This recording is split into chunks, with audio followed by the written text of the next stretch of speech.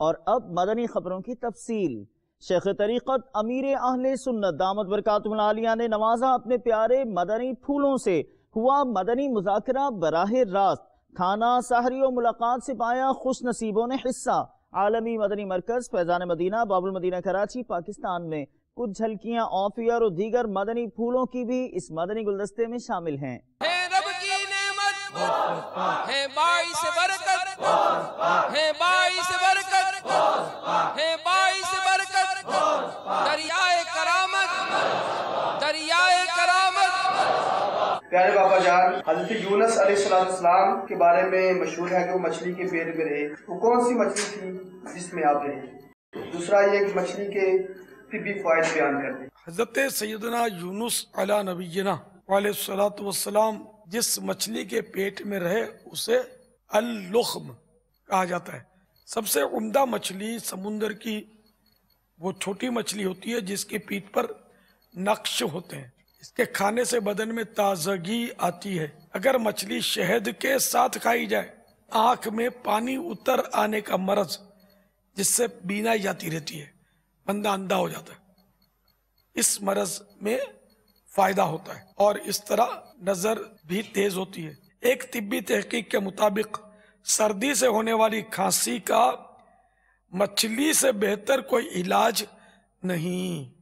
مچھلی بطور غذا استعمال کرنے والوں کی عمریں لمبی ہوتی ہیں، یہاں تک کہ وہ مریض بھی اس کے فوائد سے محروم نہیں رہتے جو آخری درجے کے عارضہ قلب یعنی دل کی بیماری میں مبتلا ہوتے ہیں۔ ماہرین کہتے ہیں ہفتے میں کم از کم 2 بار تو ضرور مچھلی کھا لینی چاہیے، اس طرح دل کی بیماری سے تحفظ حاصل ہو سکتا ہے۔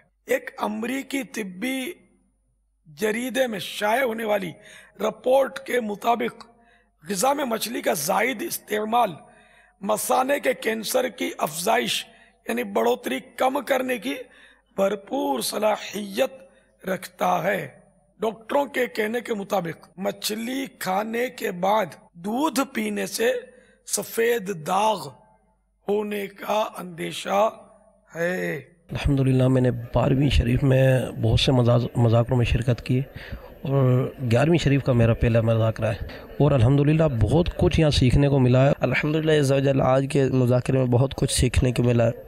ماشاءاللہ عز و جل مچھلی کے فوائد بھی حاصل، الحمدللہ عز و جل اس کے بارے میں بہت معلومات حاصل ہوئی۔ اے خدا میرے باپا کو آباد رکھ، اے خدا میرے باپا کو آباد رکھ، اے خدا میرے باپا کو آباد رکھ۔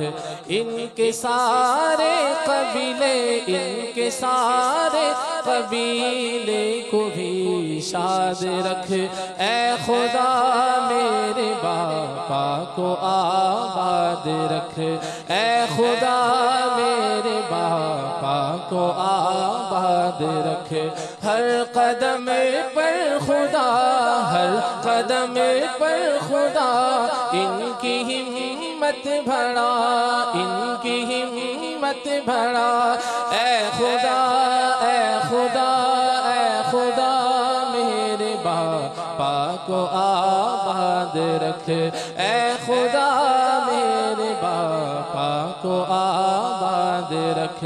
ان کے غم دور کر، ان کو مسرور کر، ان کے غم دور کر، ان کو مسرور کر۔ اے خدا، اے خدا، اے خدا میرے باپا کو آباد رکھ۔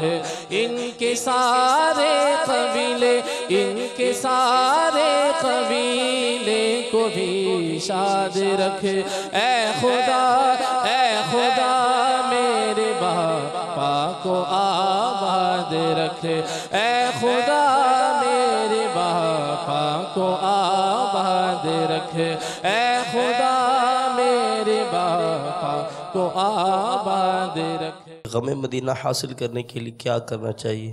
مدینے کی دوری پر کہ میں دور ہوں مدینے سے، خوب دل جلایا جائے، درود پاک کی کثرت کی جائے، سنتوں پر سختی سے عمل کیا جائے اور غم مدینہ والے عاشقان رسول کی حکایات پڑھی جائے۔